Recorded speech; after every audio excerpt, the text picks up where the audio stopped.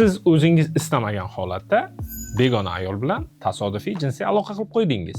24 soat ichida nimalar qilishingiz kerak? Birinchi qiladigan ishingiz darhol aloqadan so'ng jinsiy a'zolarni oddiy suv yoki sovun bilan yuvish kerak. To'g'ri, bu infeksiyalardan saqlamaydi, lekin gigiyena uchun foydali hisoblanadi. Ikkinchi qilinadigan ishingiz jinsiy aloqadagi partnyoringizni VICH statusini aniqlash kerak. Agarda unda VICH kasalligi mavjud yoki unga shubha bo'ladigan bo'lsa, darhol 1 sutka ichida VICH markazlariga murojaat qilishingiz kerak va kasallikni oldini oladigan dori vositalarini ichishni boshlashingiz kerak.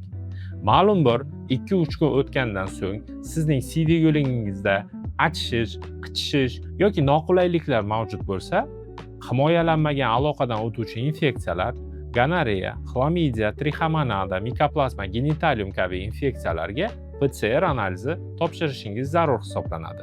OIV infeksiyasiga va sifilis infeksiyasiga darhol aloqadan so'ng analiz topshirganingiz bilan absolyut hech qanaqa ma'lumotga ega bo'lmaysiz. Chunki bularni aniqlash uchun kamida 2-3 oy vaqt o'tishi zarur hisoblanadi.